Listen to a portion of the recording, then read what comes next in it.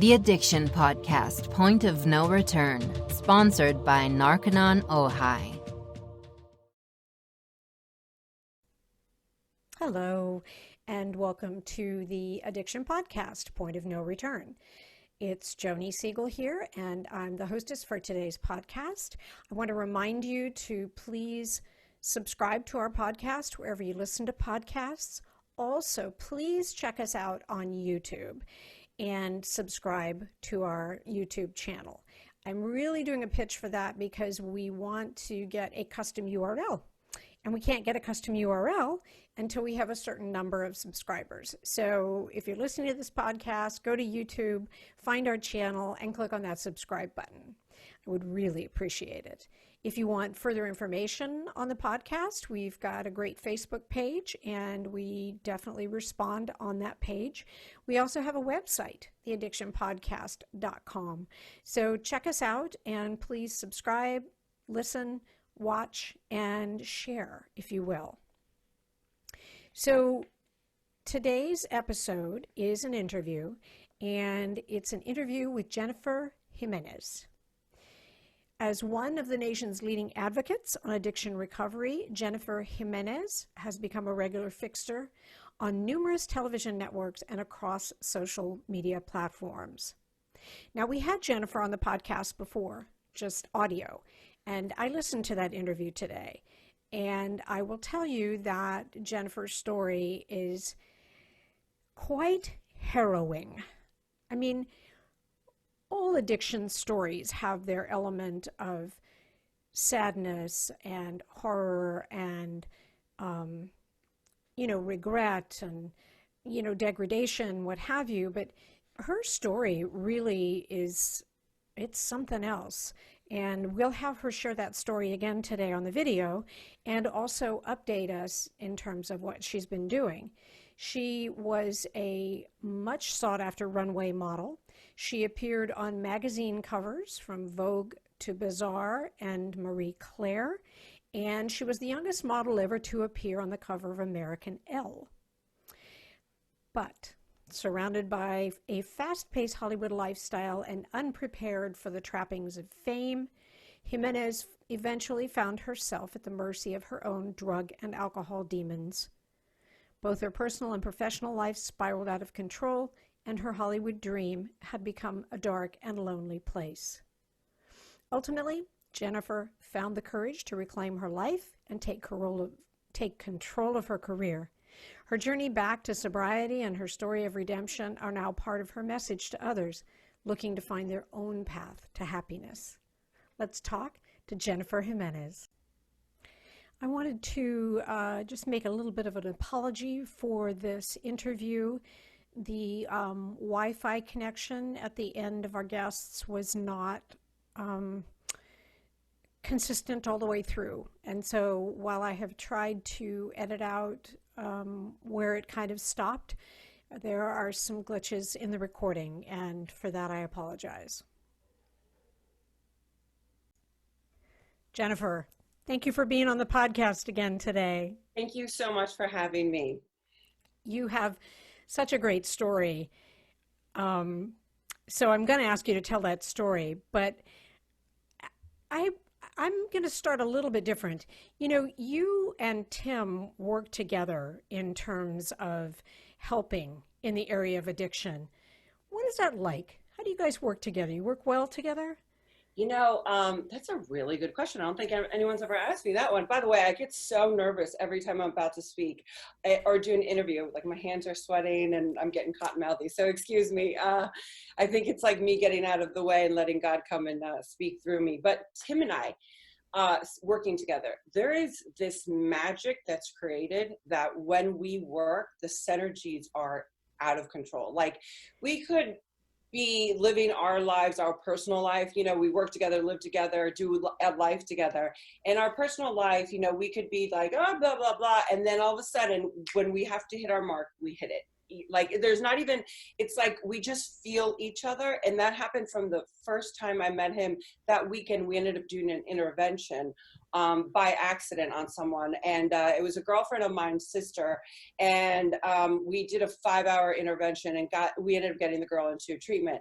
But we had never worked together. We had just known each other, and it was just like magic. And my girlfriend happens to be a manager out here, but it was in Florida where we hadn't seen her. And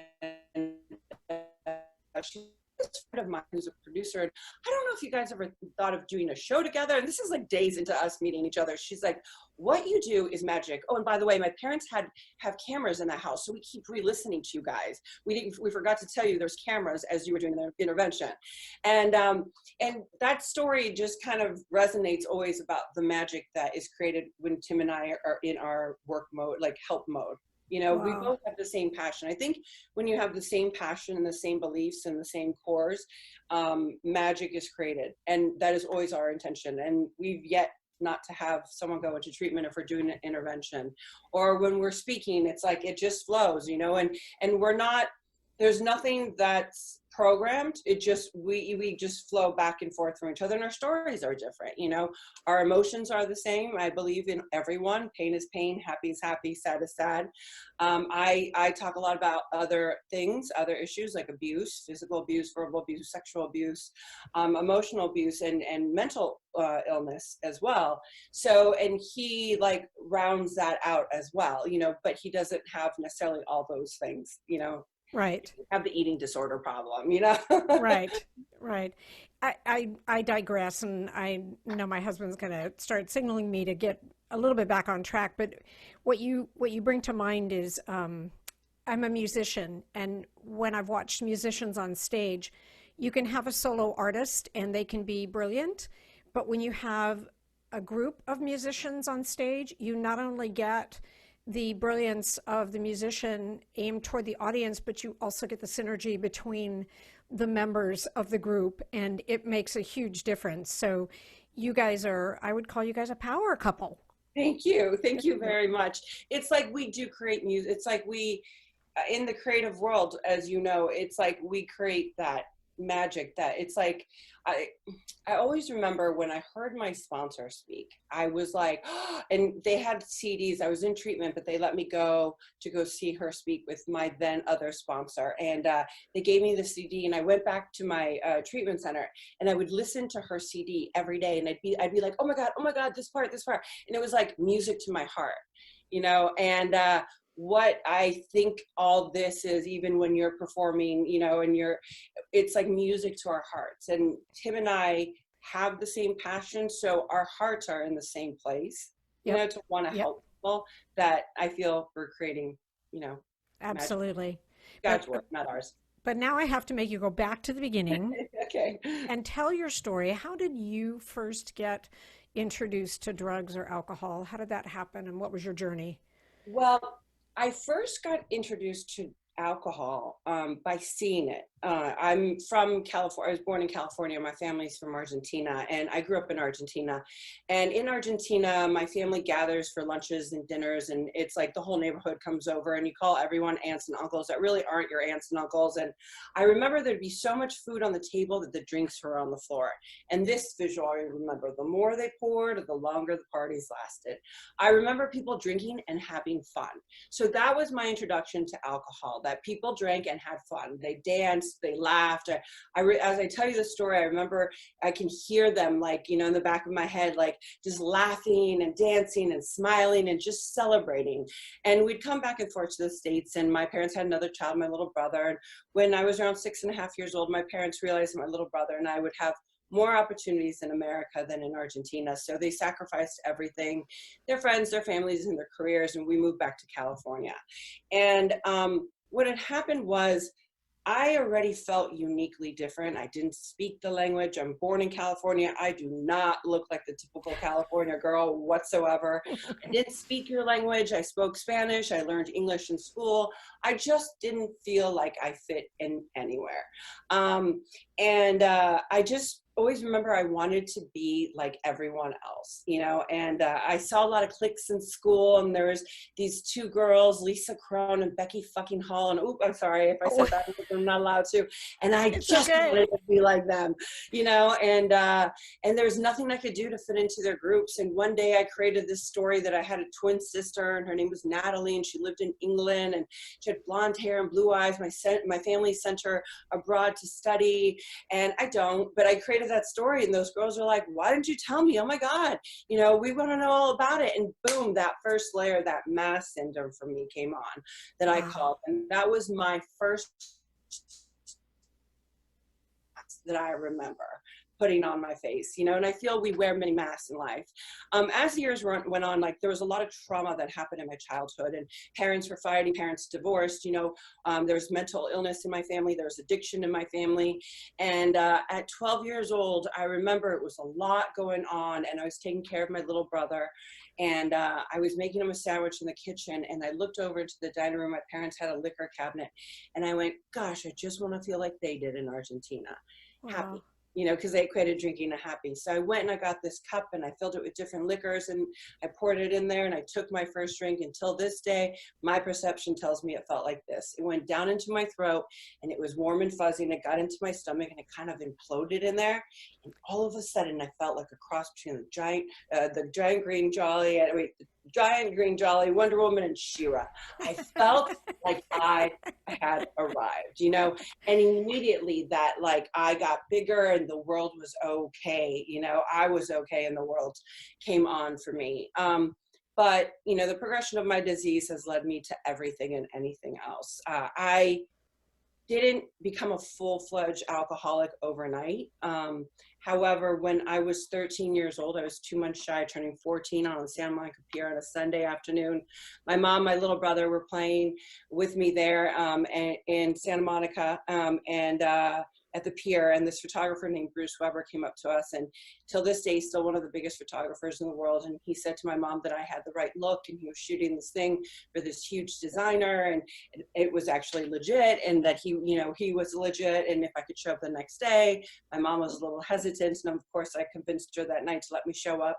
And my life literally went from growing up in Argentina, where there was dirt roads and donkeys walking by all over, to becoming a supermodel overnight. And my life changed like that, you know, and I guess that was my destiny. But I wore many masks. I always say I was probably a great model because I'm a great chameleon, you know. I believe people in recovery or in active addiction, that's one of our survival mechanisms. And, you know, the things that had occurred to me during those years of my early teenage years was I was 5'6" when I got discovered. I'm 5'10" now. So my body started developing. I'm Latin, I'm curvy, you know, so they would, you know, all the eating disorders, you know, kicked in. The supermodels taught me how to eat boxes of laxatives and lettuce, and, you know, the no eating and all this stuff, and drinking started kind of coming in, and I would try different drugs. I was kind of like a trash can. I would try, you know, from my freshman year to my senior year, I only went to school 2 months out of the year, but I got that diploma. And I tried to fit in like a normal kid in public high school, and then I'd run home to trauma in my family. Then I'd go to this, you know, world that was the adult entertainment world, and I was literally selling sex when I didn't even know what that was at the time, you know, and I had many roles, and I wore many masks. Drinking helped, and the other drugs, like all the things I was trying, kind of helped, you know. But when I was 17 years old, I was close to turning 18 years old. I was with these two girls. They were models, and, you know, I remember like we were at one of the girls' house, and they had they're drinking out of these beautiful crystal something champagne glasses, and they were like, it's so-and-so champagne and crystal, and I was like, oh my God, I must get some. Like, where was I going to put it? My mommy's house? You know, like I just acted as if I was a great chameleon, you know. And this one girl brings out this white china plate, pours all this white powder on it, cuts it up, rolls up this $100 bill, and they start snorting away. And they looked at me and they said, do you want some? And I was like, yeah, I haven't done some in a while. Like, I've never tried cocaine until that moment. But I got to tell you, the moment I tried that first line, I was hooked. Wow. For me, cocaine gave me a heartbeat like nothing else ever has. In the end, it brought me to my knees. And it betrayed me. But what drugs and alcohol did for me was it told me things no one was telling me. It told me I was beautiful, told me I was smart, told me it was my best friend. It told me it would never leave me. It told me I was invincible. It told me I was unstoppable. It told me it told me all these things until it stopped telling me. And then I was in quest for more.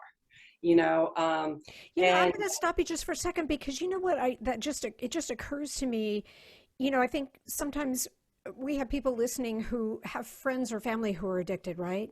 And they don't understand why the person can't stop. But the way you describe the drug makes you feel, why would anybody want to stop that? Why would you? Something that makes you feel that good. And I think, we hear about it.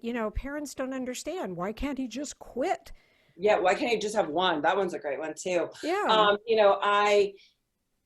I think that a lot of times, especially like this day and age where we're at right now, that alcohol gives us courage. The courage that we don't have because we're so shy, we're stuck behind computers or always on our phone, that it's so hard to have interaction or be communicative with other people that, then it's like, oh, I feel like a fish out of water. You give you give someone a glass or two of something, a drink or two of something, or a pill of something, they start feeling good. They start feeling really good. And then they're charismatic and this and that, but then the ones that have the gene or have addiction, they can't stop. Like, I can't stop. I know that, this is my way of being and I'm very, very, very honest about it. I see cocaine once, I'm like, oh no. Twice, I'm like, third time, I'm 5 pounds thinner by the end of the night. I am that powerless over it. There's times too, and I don't even know why I'm going on this tangent, but there's been times, I know that some people say the obsession has been lifted for them, that that they've never thought about drinking or using ever again. I have. There's not a bathroom I don't go into where I'm like, shoot, I could have used here. Thank God I didn't use here. Or, 2 years ago, 2 or 3 times, a glass of white wine sounded good. I was like, why can't I just have a glass of white wine 2 or 3 times that year? And I'm like, why can't I smoke weed and listen to Bob Marley on the beach? Like, why? I was living in Del Rey at the time. And I finally I tell on myself. It's one of the things I learned in recovery. And I told on myself, and I did some writing and stuff, and I was talking to my sponsor, and finally it went to like, well, when I smoked weed, I would get paranoid. Like, I'm that person on weed. I'm like, oh my God, the shadow, da da. So I would never normally in my right mind smoke weed and be on the beach because I'd be too paranoid to be there. Right. And a glass of wine, like, first of all, I wouldn't even know what kind of wine to order. And wine was my last resort. Like, you know what I mean? I'm not like I didn't drink it, but it's like, it was not my first choice of drink. So my head still, at times, the disease still is there, just waiting, and trying to talk to me. Well, I definitely think that there isn't an understanding on the part of a lot of people, what the craving is like and how, addictive spiritually, mentally, and physically these drugs can be. Do you know? And there's not an understanding of that. But I guess the point I was trying to make, which may not make a whole lot of sense, is like, if there's something that makes you feel really good, you want to do it. Why would you not do it? And I think that sometimes people who have never experienced that, they don't get it. No, they don't. And there's also this, that I also, and this is just my opinion, that I believe that if, say, I have the gene and the next person sitting next to me has the gene, and we go and we both use, and they have coping skills and I don't, because they don't have as much trauma, or they didn't have that much turbulence in their childhood, but they did have some, because we all have, trauma. Without coping skills, I'm bound to be doomed, not them. Right. So I think that without coping skills and having the isms or the gene, it's a hard thing to say. Like, a normal person wouldn't be able to grasp that. Right. I agree. So back to your story. Okay. So I think we ended up with cocaine. Yes, cocaine. And how much you loved it. and how much I loved it. And, you know, by that moment that I took that line, I was hooked. So it was game on. You know, for me, that's my drug of choice. Like I said, have tried everything, but drinking and cocaine came hand in hand. And my first thing I did was drinking. I took my first drink, and that was my first drink, a drink of choice. You know, that was it. It was game on. And I was still modeling, and it was about the drink and drugs, you know. And as soon as I graduated high school, the next day I got on a plane. By the time I had graduated actually high school, I had gone to Europe or some other state 33 times. Like, I was always on planes. I became the provider of my family. You know, I was bailing dad out of jail and paying for mortgages for mom, and raising my little brother and helping him through college and blah, blah, blah. So I became, you know, the parent, you know. And I think that a lot of people also who come from a chaotic family like I did, you know, we tend to feel very responsible for our family. And if you come from a chaotic family, once again, I repeat that, like I did, and you have to step in as parent role, we feel very responsible, and yet it's hard, even in my recovery 14 years later, to like, I'm still breaking that pattern. Like, sometimes I go to therapy, and I remember at times I've said to my therapist, like, oh, I feel so guilty. I could have done more for my brother, you know, this and that. And he's like, we did this one session this one time, and he said to me at the end of it, well, how do you feel? And I said, I feel like I failed them. He goes, of course you did. You know, a little child was never supposed to be put in that position, you know. So you have to embrace yourself with the strength that you really have.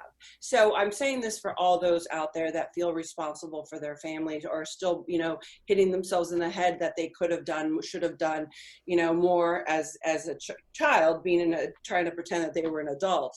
I hope that you can embrace yourself with the strength you have, and realize that was never supposed to be your role. And that just shows how strong you really are. Right. So all these things were happening, and there were times my mom couldn't travel with me, and she did travel with me most of the time, but the time she couldn't, the agents would promise my mom the world, that I'd be taken care of, looked after, I'd live with the head agent, someone would pick me up. And, you know, in the times that I went on my own to different countries, I would land in those countries, and I was all alone. No one picked me up.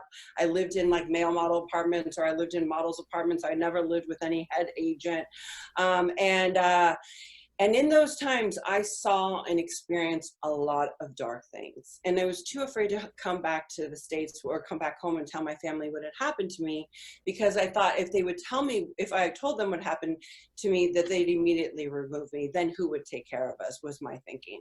You know, again, I felt very responsible. So by the time I graduated high school, the next day I was off to Paris, and, you know, I had already tried, you know, cocaine, and I was hooked, and it was about the drink and drug. And I kind of outstayed my welcome there, and I did the same thing. I geographically changed. I went to London, then Milan, then Japan again. I thought different, you know, countries would cure me.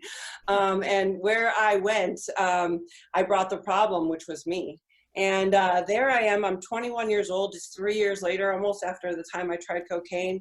I act like I got it going on. I'm still living at mommy's house. I just come back from Europe. And on this day, I realized that I was on a 5-day run. Now, it's different than knowing I was on a 5-day. I realized it was like such a moment for me. I realized I was on a run. I haven't slept. I haven't eaten. I haven't showered. I was sweaty and gross. And there was this party going on in West LA at Bar Marmont, and my mom lives 30 minutes outside of LA, and I got there early. There was a big party happening. I showed up around 3 or 4. The party started at 10. I told the owner I'd missed him and I wanted to catch up with him. But the truth be told, all I wanted is a place to drink and use. And I was there. I was getting high and drinking, and the party was hours later, and people started coming in. And I remember just sitting there going, oh my God, I got to go act like I'm cool. Now, on that day, don't forget, I just realized that I was on a run for 5 days. And I'm like, oh, I got to act like I'm cool. Like, what? Like, I have to act like I'm cool? So I go to the bar. I don't know if anyone's ever felt that before. Like, you got to act cool. Oh, I'm sure. And I'm there, and I'm trying to act as if, and these people are talking to me, and I'm fine, oh, fucking fine. And sorry, it's okay. And it's totally okay. This one girl I'm talking to at the end of the night looks at me, and we know each other. And at the end of the conversation, she says to me, oh, who are you here with? And I go, oh, I'm all alone. and something happened. It was like alone, alone, alone all night long, the rest of the night. I couldn't make that echo go away to save my life. Wow. And I remember being back at my mom's house, and I was at the edge of my bed, and I was in the same moving motion, you know, just rocking motion. And I kept hearing myself say, what am I going to do? What do I do? How am I going to figure this out? How am I going to figure this out? And it was like, boom, I know what I'm going to do. I'm going to go get a little bit more. I'm going to do a little bit, and I'm going to cop one more time, and then I'll be able to figure this out. Like, how long have I been living like that? Probably for a long time, but I felt it. You know, again, all these moments are happening to me. And I'm driving up Fairfax. There's a street called Fairfax in LA, and I'm going to make a right on Fountain. And there's all these like guys at the corner, and they're smoking. And I just remember the sun was coming up and the glare was hitting that building. I look over at them and I'm like, what are these hot guys doing here? I love that I can remember they were hot. And oh God, poor me. And I'm turning, and at the corner, this girl was smoking, and she looked at me, and we made eye contact, and she's like, it's in here, it's here. And I walked in, and I walked into the double doors, and I'm thinking it's an after hours party because there's so many young people and they're all hot. Like, I'm thinking I can get free drinks and drugs. I've done that before. And sure enough, I walked into the doors and I see all these people and they're in a circle, and I hear wah, wah, wah, wah, wah, wah, wah. Well, it was a meeting. I walked into by accident that day, and there is no accidents. There is no coincidence, rather. And I'm looking around and I'm watching everyone, and people are standing up and they're applauding. And I'm like trying to figure out at the time, now I didn't know it was a meeting. Like, I'm trying to figure out, like, do you have to intro yourself before the party starts? Like, I don't get it. And so the guy 3 seats over said his name, and I'm like, oh no, it's my turn. And I'm paranoid now, mind you, because I'm coming down and I need to get my stuff. And I'm like, my name is Jennifer. I'm like you. And they applauded, and I kind of waved. I didn't know what to do, so I waved. Oh my God. And I sat there for like 5 minutes, and I was like, this is like Twilight Zone, not what I thought it was. Like, I gotta go. I gotta leave. I gotta go to my guy's house, you know? And I get out of I'm about to walk down the double doors, walk out of the thing, and I hear this voice. Now, mind you, this is the first of the voices, not the last, but it was actually a real voice this time besides the echoes. And I hear Jennifer, and I turn around, I go, doo, doo, doo. Guy talking to me, and I'm like, yeah, like jaw grinding, nose dripping, sweating, thinking I'm sexy. He's like, you know, there's a meeting here tomorrow at noon, you should come. And I'm like, all right, cool, thanks. And I'm like thinking to myself, he so wants me, you know, like I was so self-centered, egotistical, vain, inconsiderate. Like, I literally thought the world revolved around me, even months into the sobriety. But I want to let you know, after doing the work, I no longer think the world revolves around me at all, whatsoever. But I remember getting in my car that day, and I was like, guys, just 2 blocks, my guy's down there, 2 blocks down, or home. You know, I could go sleep it off because I've done that before. And if I wake up and I need some, I'll come back. Yeah, that's what I'll do. So I go home for him, that guy that talked to me. I eat for him. I sleep for him. I showered for him. I got all done up for him. And I showed up the next day for him.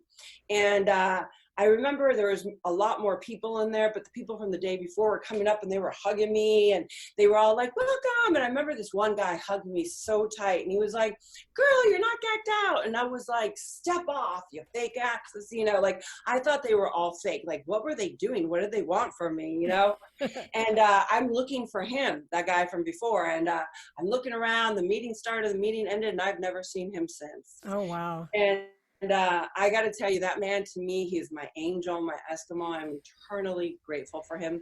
I think he told me his name was Dave. I can't fully remember. But all he was saying that day was, keep coming back. You're welcome here. And the seed was planted.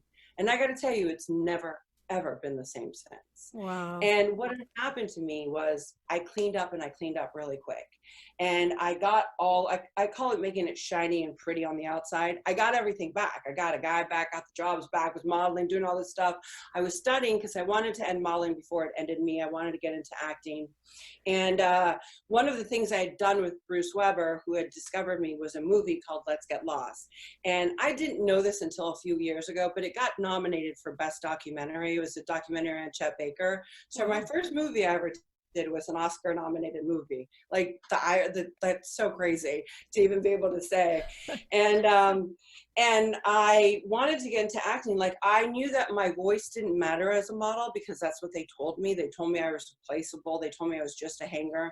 And anytime I had a creative input, that, you know, my voice never mattered. So growing up, that's really what I thought. And they taught me that I was only as good as my next job cover campaign, you know. And I feel like society today still does that to people. You are what you do. And like, what I do for a living, I love. I believe people should have a passion and live it and dream it. But what I do for a living helps me get water and like eat and take care of my family and whatnot. But I love what I do. But who I am on the inside, there's so much more depth and weight to me today. Right. And I'm grateful to say that. But I was studying to get to act, and I never did any internal work. So that void, that spiritual malady that we suffer from just got bigger and bigger and bigger on the inside. But on the outside, it all looked great. I'm fine, you know? Yeah. And all of a sudden I get my breakout role, and it's a movie called Blow with Johnny Depp and Penelope Cruz and Ray Liotta. And it's like my breakout performance, the irony of that, playing a crazy coked out Colombian woman from the 70s. And then I get another movie, Vanilla Sky, with Tom Cruise, and I get Charlie's Angels with Cameron Diaz and Drew Barrymore. And like, now I'm the it girl, and I do Corky Romano, and I do Sweetest Thing with Jason Bateman. And like, I'm in every like red carpet, all the award seasons. And are you clean at the time? Well, I'm not gonna lie. I was sober in the beginning of Blow, not in the end, not at all. And you know, I'm glad you asked that question, because it doesn't matter, in my opinion, like what success is to me or what failure is to me. I was bound to relapse. I had no foundation. I did no inner work. So I was bound. And that's for anyone. If you do not do the foundation, you don't do the internal work, we're bound to fail. You know, and that's been my story time and time again. So that vicious circle, that revolving door started for me. You know, when I thought the going got tough, I'd, you know, clean up, I'd get 3 days. I got a lot of 3 days and a lot of 30 days as well. And then I go back to using, you know, I'd go back to getting what I needed to get, however I needed to get. And I'd go back to my old tools, my survival tools, instead of, you know, life tools, you know, spiritual tools that we need to use in recovery. And here I am again, you know, I'm at the top of my game, and I'm all these other movies, and I'm doing all these things. I'm working with Mick Jagger, doing all this stuff, and I can't stay sober. I would get like, I think the most I got time was like 1.5 years or so. But again, untreated, you know, dry. And I fell from grace yet again. And in 11.5 months, my life ended up in a shoebox with all the drugs in there, in a shoe closet. The world was after me. In LA, we have a lot of helicopters. So I was always like sliding through things because they were always coming after me. They weren't. I had suffered a mini stroke. I remember going there, telling them I wasn't on drugs. My mom was like really worried, and I pulled everything out because they were going to test me. And I knew that I thought I was going to go to prison for the rest of my life. I was so afraid of that. And that night, you know, I hurt my mom physically. I wanted her out of my house, not a proud moment. But I think it's really important for us to tell on ourselves, you know, because this may be able to help someone else, you know, and I hurt her, and she left. And when she left, I called the dealer and I kept using. I just had a stroke. Like, I mean, that makes no sense. Did the stroke happen because of the drugs? Was it related? Mm-hmm. Oh, okay. Yes. Okay. Yeah.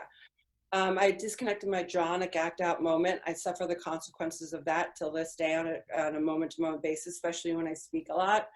You know, I thought the world was okay. I thought it was okay that I'd be covered in blood because my nose was just, you know, bleeding profusely from doing so much drugs, you know. My mom and my best friend came to me.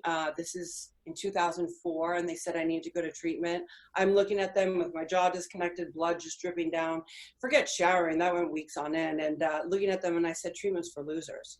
You know, and that day didn't go very well. I don't know if anyone's ever had like people come and tell them they need help or have an intervention that doesn't go well. It didn't go well. Mm-hmm. And they ended up leaving, and I went on a 2-week run, and then I just went, fine, I'll go for 2 weeks.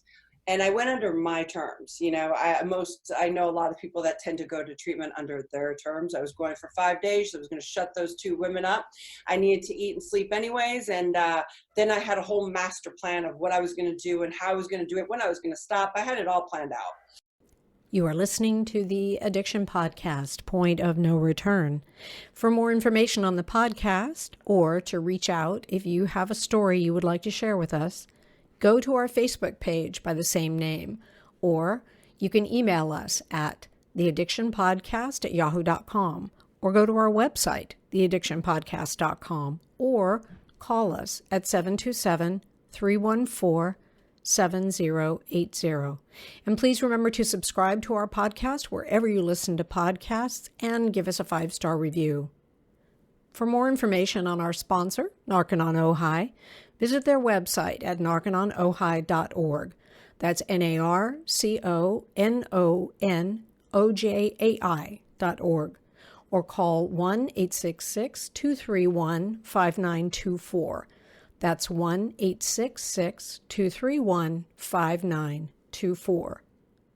Sometimes, the hardest thing about getting someone into recovery is getting them to agree to treatment.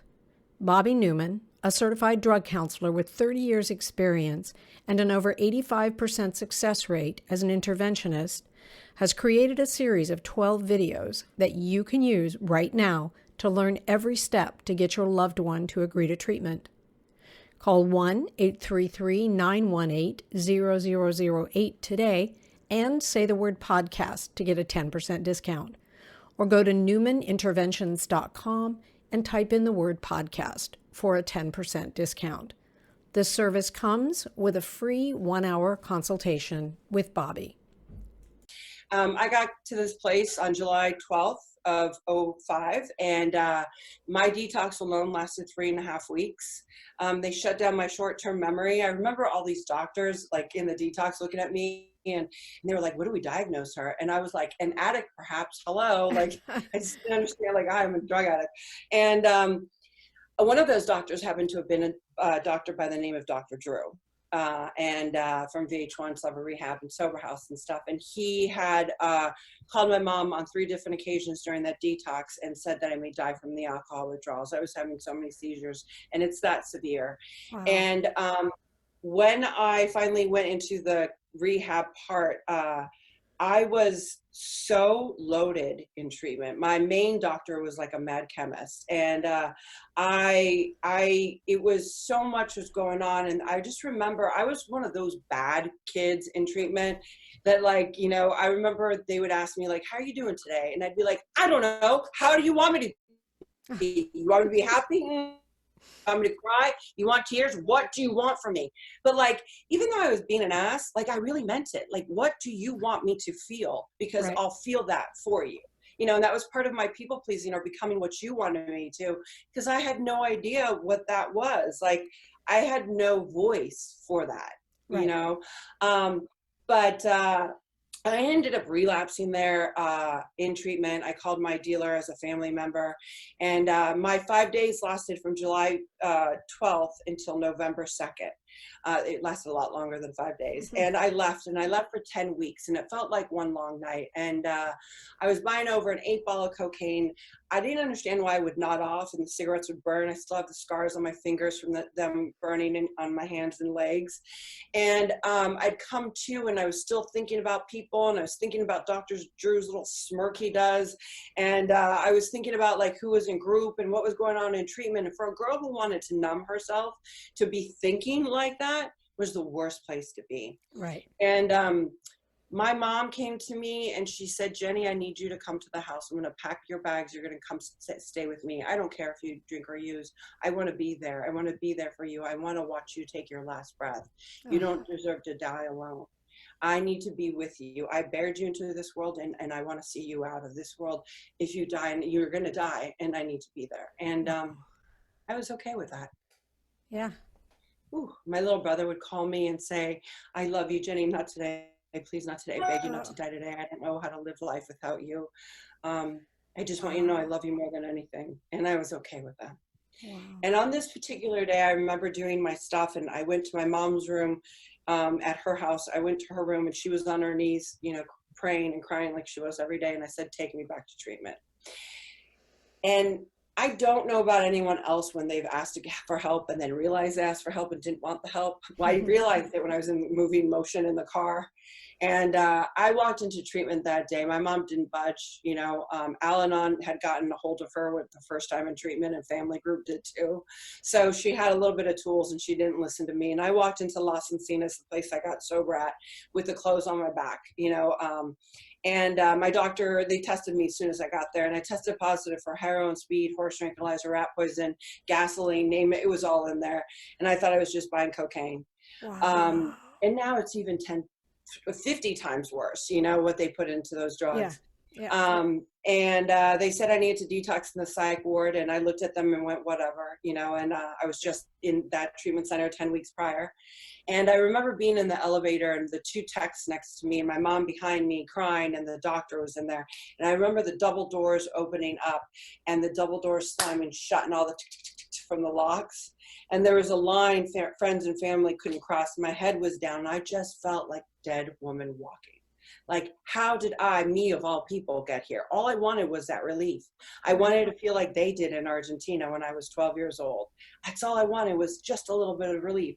And from there to here in a psych ward, how did I get here? And everything that happened to me in between those years, you know, I have experienced a lot of dark things. You know, I have been abused from head to toe, inside and out. I mean, and I have done a lot of dark things as well. And see, that's what drugs and alcohol does to you, you know.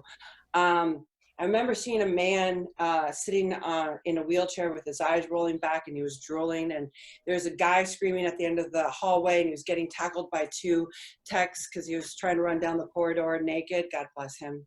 And my room was the last room to the left, and I remember just sitting at the edge of the bed, and the techs knew me because I had been there prior in the whole treatment center part, and they said they need to go get the rest of the assessment papers, and I said I need to go to the restroom anyways, and they said go ahead, and I went to the restroom, and there's no doors connecting into the bathroom into the bedrooms there, and they take away in psych wards sharp objects, shoelaces, anything you can hurt yourself or anyone else away from you. And when I got up, I realized they forgot the belt. And just like that, I kid you not, I looked up and I started seeing all these objects. And I went on top of one of the beds. I put my belt through there and secured it in the object. And then I put my neck through there and I hung myself. And that was January 15, 2006. And the last thing I remember were my feet were dangling and everything went black. And when I came to, I was so upset. I was so upset because I couldn't live and I couldn't die correctly, and I was stuck in this hell of a vessel called me. You know, I couldn't even die right, you know. They put me on a 5150 in California, and we have 5250. It's a Baker's Act on the East Coast, is what they call it. Because of the fixation, I had a lot of complications. I couldn't speak. It took me 3 months to learn to form sentences, but my brain worked perfectly. So I would try to connect that and it wouldn't work. I would stutter. It'd take me a minute and a half to say, am I gonna be like this forever? And I just, you know, just keep repeating the same word. And the doctors would look at me just deadpan, and they were like, maybe. I would try to like lean over from my bed, and I'd say to my brain, right foot move, and I'd fall. I couldn't walk. I was in a wheelchair. From a wheelchair, I went to a walker, then a cane, then I freely learned to walk again. I shook profusely for 9 months. That dwindled down after 9 months, my feet and my hands. I had no control of my bodily functions. I was in depends. I like to call them diapers. And I threw up profusely all over myself from the detoxing, and my bones felt like they were breaking from inside out. It was like such a torturous feeling. And I remember one day I was in this, in my wheelchair by the window, and they had 2 windows, and it was there's bars and frost on it, and I could hear people because it was on the 2nd floor, and they had open meetings going on, and I cracked it open like a 1/4 of an inch, and I could smell people's smoke, and everyone was laughing because somebody was telling a joke, and from far away somebody was yelling at someone, and I could hear their chatter, and I felt this feeling that I literally didn't understand going on down there into my soul. And I said to God in my head, God, is it humanly possible for a girl like me to ever feel what they're feeling? And if so, I'll go to any lengths. And that day, I call that day my day of surrender, you know, and my day of desperation. And that girl that said that day in that wheelchair still resides so alive inside of me, you know, and I'm very grateful that I can remember that so clearly and so vividly. Thank God nowhere in any anonymous book does it say you have to look cute while recovering, because that's not been my story whatsoever. I've had to learn a lot of things, pretty much everything all over. And I stayed from January 15th until April 30th, and I was going to do the aftercare plan. I was ready to go, but I needed to get my life back, right? And a lot of addicts and alcoholics want to do that. You know, it's time, my kids, my family, my career, my job, this. And when I went back to LA, all I did was contemplate suicide and using every single day. Wow. You know, my sponsor at 9 months sober finally said, when I was 9 months sober, she said, I can't enable you into a grave, but I can help you if you're willing to go to any lengths to stay sober, the program way. And I said, what does that look like? She said, you're going to put your life in storage. You're going to go and live in a sober living. I had made millions. I lost every single penny. I only had enough for a month and a half. And then I went and stayed at old timers' houses or my mom's temporarily. Like, you know, we had to learn to dance a new dance instead of the funky dance that we had before. And I had to go to meetings where my sponsor got sober in Crenshaw 96 in the hood. Those people there, they would be like, I would always have like answers. So it was my turn to share every time. And they'd be like, oh, look what the little princess have to say. I mean, they taught me universal love. They'd be like, sit down, shut the F up and listen and shadow your sponsor. And everything's in the big book, you know? And I'm a big advocate that, like, for me, recovery, I've learned through different phases, but I always go, the program is what I do. I've done other things like meditation and therapy. And I mean, I believe in all different things in church and all that stuff, but I have to do everything based off of, first and foremost, my foundation is the 12 steps of Alcoholics Anonymous. But I think that whatever works for anyone, you know, not everybody has to do it that way. I don't also believe that everyone has to go to treatment either. I know that that's not really, that a lot of people don't say that, but, you know, if you do the work, you know, if you do the internal work, deal with the traumas. If you don't not deal with the traumas, the spiritual aspect of it as well, and the physical and the mental, like, then you're doomed, you know, you really are. So there's a lot of digging that you have to get into. And I'm so grateful for those people in 96 and 46 in Crenshaw as well. Like they rebirthed me. They really did. I was unemployable. They would collect money for me to be on my meds. They said it was adamant that I stay on my meds in order for me to be able to stay sober and do the work in sobriety. And I was diagnosed everything when I got into treatment. Like, no shit, I was on drugs, you know, but what I suffer from is depression. And it takes about 6 months for them to figure that out. But when I found that out, I had tools. I got spiritual tools given to me, and I'm so grateful for those. And I gotta say, even up until like 12 and a half, 13 years sober, I would have, like, I'd be in day 2 or 3 of depression. I'd be like, that's what it is. Call my whole team. You know, I have a team of people that I'm constantly checking in with and I'm accountable to, you know, and I tell them myself. And all of a sudden, you know, during that time, I was unemployable. I called Hollywood a chapter. I was taught, my sponsor when she told me, you know, I can't enable you into a grave, but if you want to do it the program way, this is what it looks like.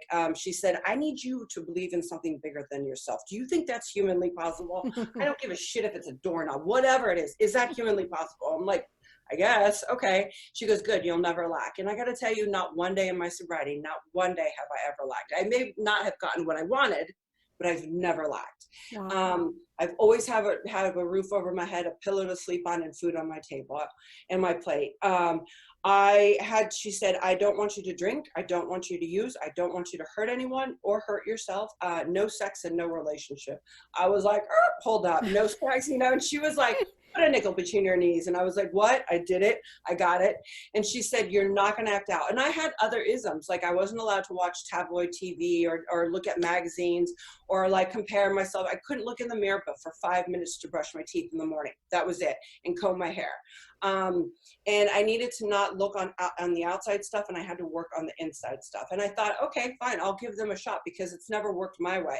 Right. So I started working internally. And all of a sudden, when I started working internally, there was so much pain that was in there that I didn't realize I was eating, and I still was on meds. It took me 2.5 years to wind off meds completely, doctor's orders. And I ended up gaining over 140, I lost 140 pounds. So I gained over 140 pounds. Wow. Yeah. So like those 15 freshmen that are freshman 15 that they talk about, I went from being anorexic to obesity. So I've dealt with every eating disorder in between as well. Wow. And, you know, when I called Hollywood a chapter, I was just in service. That's all I did. I was at meetings after meetings. I had so many commitments, and I started bringing people to where I got sober, the hospital I got sober at, and I had a lot of friends from the entertainment world that had a lot long-term sobriety, and I'd have them come speak, and I changed that whole entire treatment center around with all the H&Is, hospitals and institutions, and the meetings, different 12-step meetings going on there. And so it became like the place to go, like that people would come to. And Dr. Drew started giving me his high profile clients for fun and for free to sponsor. And Dr. Drew, by the way, said his first year that he predicted me dead. He said, just go through the motions with her. She's one of those that need to die for the rest of them to live. And he knew that I knew he had said that about me. At 2.5 years sober, he said, this is like a big aha moment for me. They told me it was time to get a job, and I was like, I don't know who I want to be or what I want to do. And they're like, great, write it down. Why don't you write down who you want to be, what you want to do? Oh, and shoot, you know, dream big, shoot for the stars. I was like, oh, okay. And they're like, oh, and you're going to go apply at 2 places. I'm like, where? And I remember my sponsor went like this so vividly. She was like, I don't know, Starbucks and Target. Yeah, Starbucks and Target, just like that. And I looked at her and I went, what the F am I going to give him, a headshot and a resume? Like, I have no job skills. Like, I had no job skills whatsoever. And she said, faith without works is dead. Now start writing and then go apply today. And I went, oh my God, I could feel the humility. But I wanted to prove her wrong. You know, there's those times you just want to prove that the program or something doesn't work, you know, and I wrote down things like 85 things. I wrote down like, I want to make a difference. I want to stand for something. I want to be on TV. I want to be a businesswoman, blah, blah, blah. I want a huge platform. I want to be in magazines, this and that. Well, out of those 85, 47 of them now have come true. Wow. And my point to that is be careful what you ask for, because it will come. When I realized that when I went back to LA, and I'm going to go back a little bit, when I went back to LA and I realized that all I did was contemplate suicide and using, and I couldn't even get up to go try to get my life together, I had no game left in me. And there's 2 desires I always hope for a newcomer, is the gift of desperation and that they have no game left in them. Because with that, there's a blank canvas that you can totally paint and create the life that you want. And I promise you, it will come. You know, it will come. Maybe not as fast as you want it to, or maybe it will, but it will come. And at that time, Dr. Drew, I had applied to those 2 places. And Dr. Drew had come to me 6 weeks later and said, you know, I'm doing this spinoff show called Sober House on VH1 after Celebrity Rehab. I'd like you to run the house. And I said, why me? Because I had heard what he had said, and he knew that. And he said, because it's people like you that prove me wrong and keep me doing what I'm doing. So I want to thank you for that. And I just smirked back at him, and I just went, ain't that about a bitch?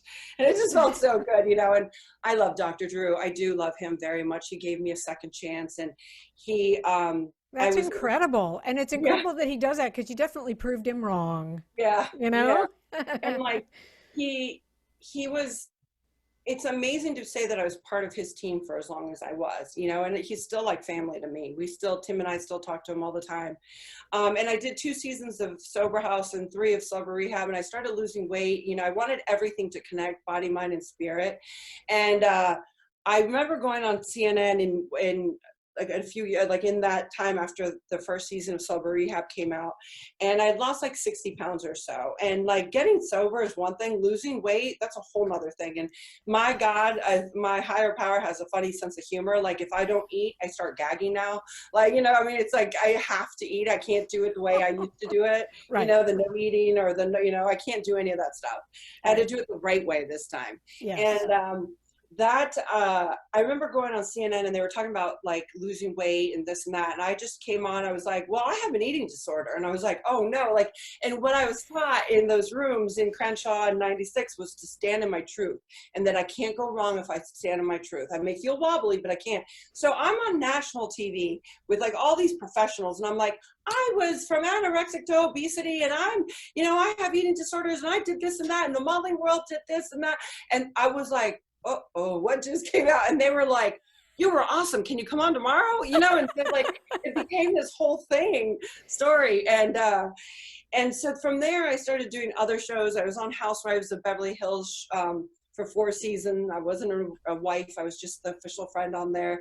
But it was why I did that show is my best friend, Brandy, who helped me get sober with my mom when they told me I needed to go to treatment, was on it. And it was a huge platform to keep carrying the message. So whatever I do is always, my underlining is, how can I carry the message?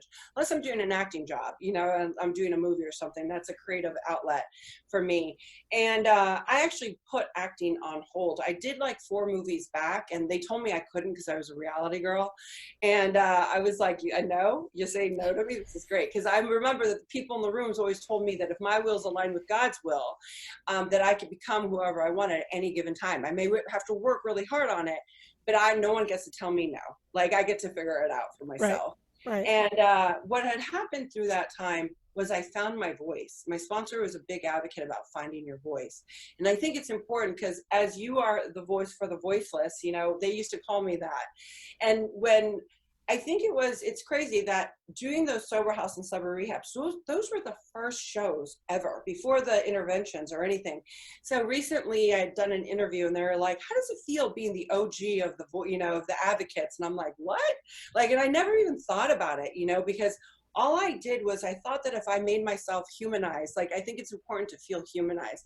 And if I made myself told on myself and told my truth and my experience that it could help somebody else, it wasn't about a movement, you know, it was about just trying to help other people for me. And it continues to be that, you know, because I've never been sober on this date and I've never been sober on this day. I've never had this much yesterdays put together, you know. Yep.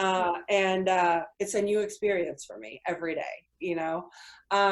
But then, you know, I got 4 movies and then I decided to put it on hold. I went to do a photo shoot 7 years ago in Florida, in Delray. Didn't know it was Capital of Recovery, but boy, did I quickly learn it was Capital of Recovery, Florida. And I embarked on a new journey. I launched a website and a magazine. I no longer have it, called Sober Book. It was about people learning to find their voices by telling out their truth, to be raw and real, to be authentic. It was I was taught.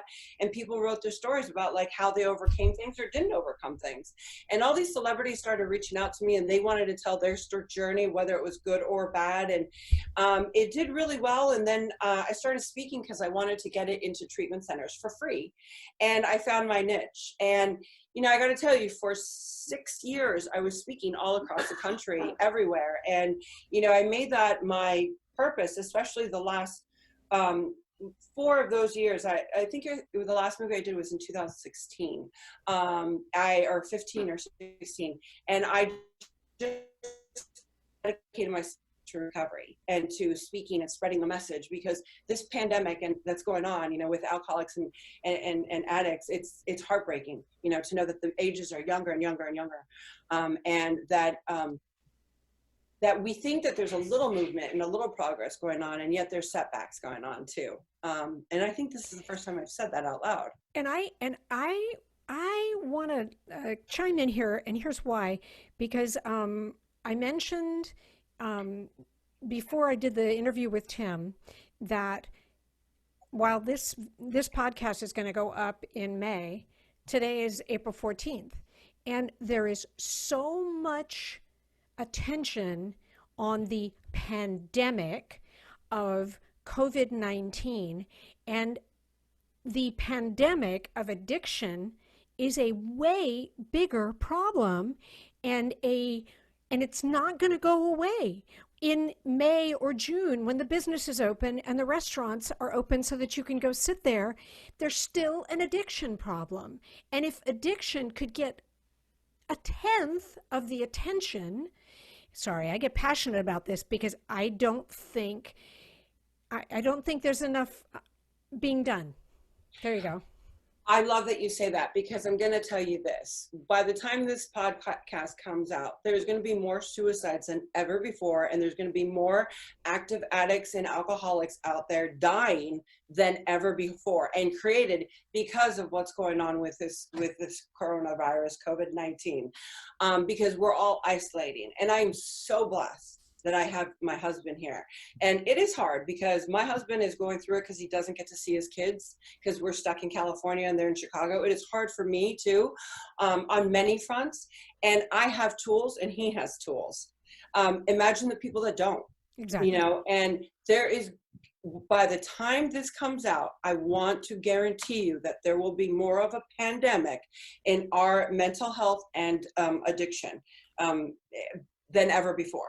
Yep. And I have the chills saying that to you right now, because that's how, like, it's heartbreaking what's going on. You know, I can actually order, that's what they allow you to, as essential things, shops, you can order drinks to be delivered to your house. But like, what about, that's not good. That's not good. Like I heard, you know, Tim and I heard that some places were giving out people Subutex and methadone for a month in advance because they were shutting down. That's like giving me a month in advance of cocaine. I will have that done in 3 days. Do you know what I mean? If you give me a month's worth, like, and I say that kind of like, I don't even know how to say that without not being uncomfortable and kind of laughing through that. But like, you can't do that and think that people are going to be able to handle that correctly. No, that's just, yeah, I'm sorry. I just got wrong. off right there. And yeah, I mean, it's been, yeah. Well, you said the P word, you said pandemic. And when you said it, I went, yeah, the addiction problem is a way bigger, way worse pandemic than anything this coronavirus will cause.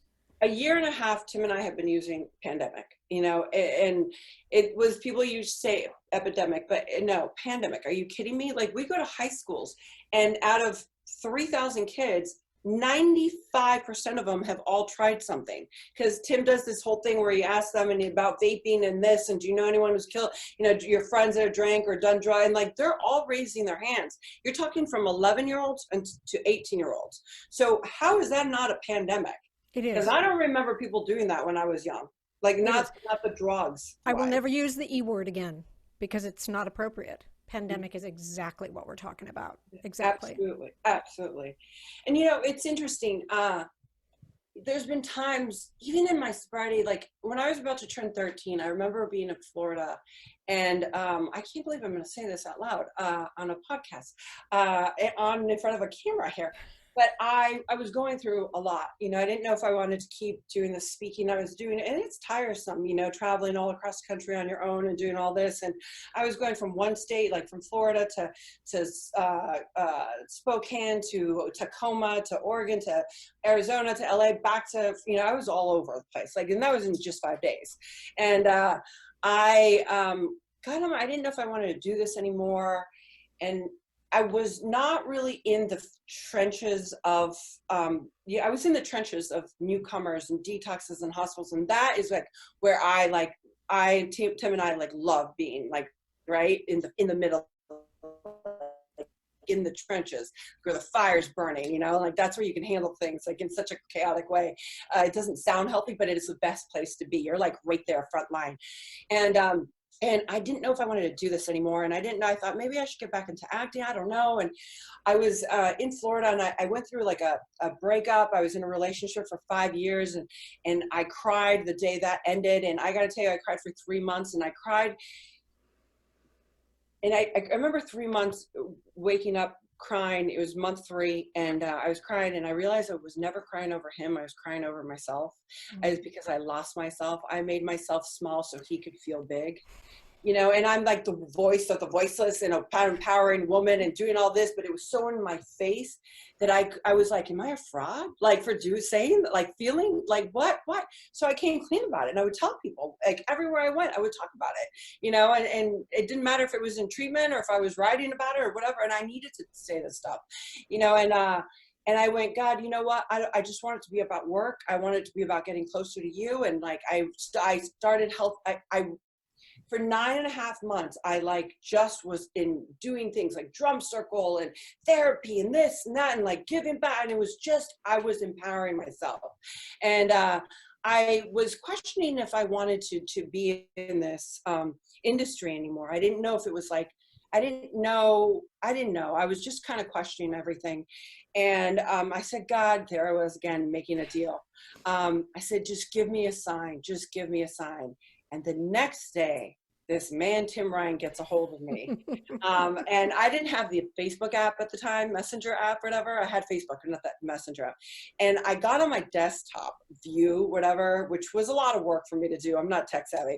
And I get this email from him, and I'd seen that he had commented on my birthday and this and that, and or in early January. And I said, okay, well, sure. I'm actually on my way to Florida. He's like, I'm going to be there, this weekend. That's when he blew me off.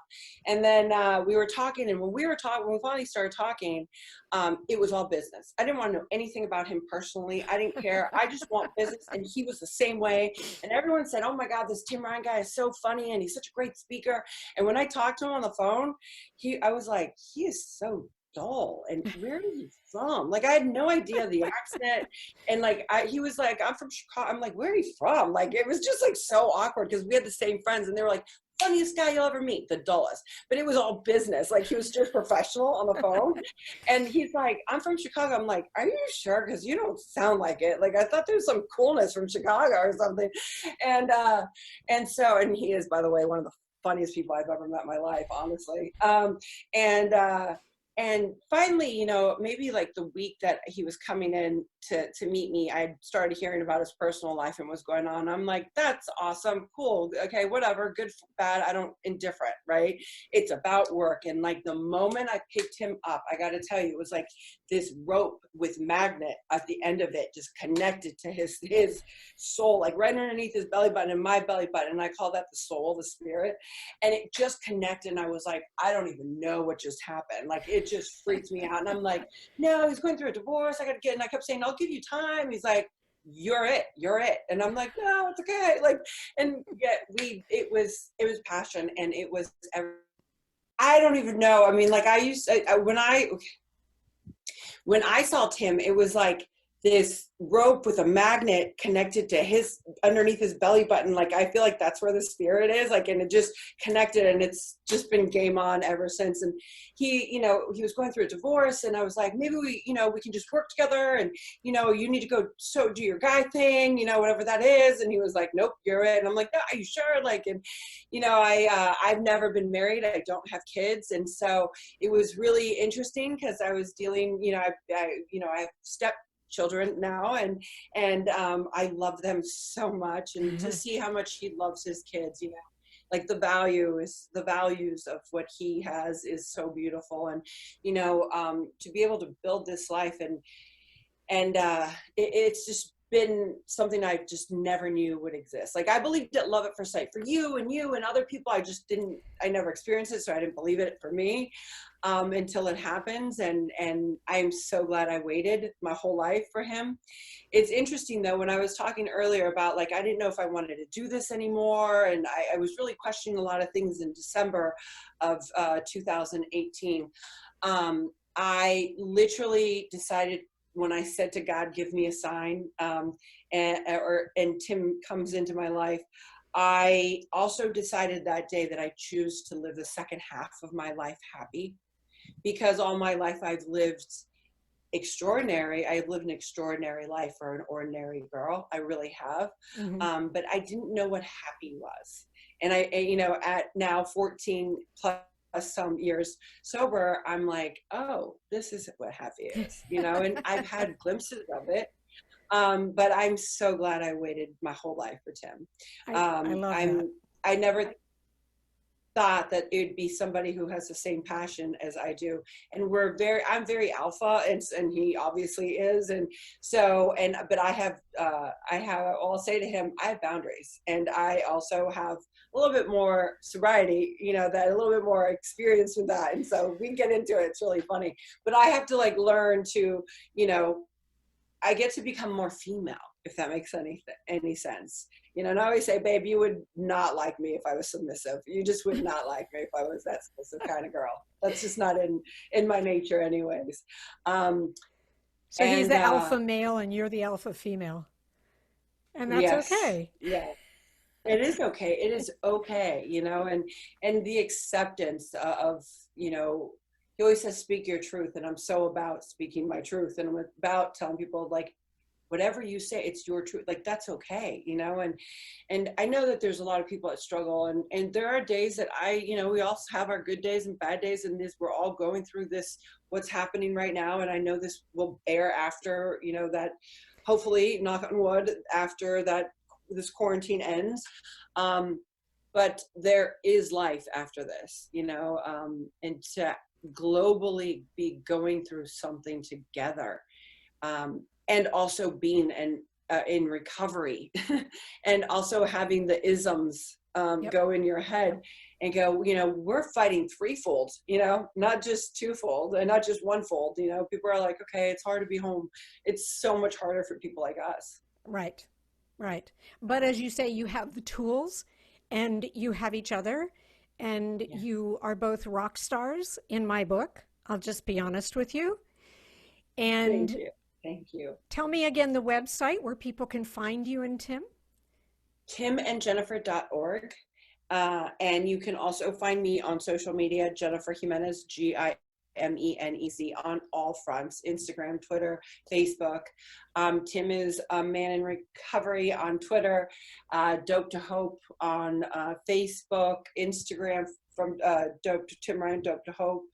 He changes his name in all of them.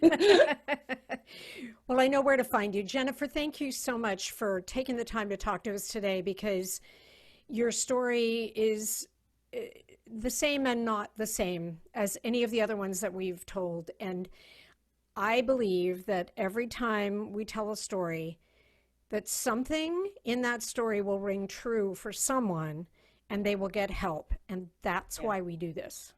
Thank you. I really appreciate you doing what you do. Thank you for giving us a platform to have a voice.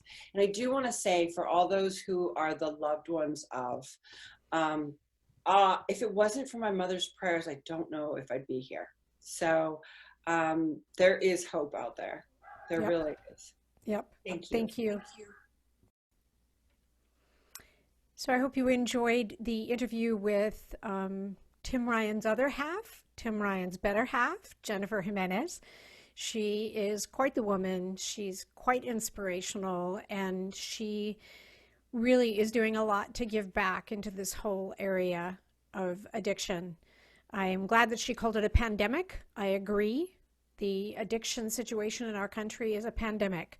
It is equally, if not more, of a pandemic than the coronavirus could ever be. Once again, don't forget to subscribe to the podcast wherever you listen to podcasts, and please find us on YouTube and subscribe there.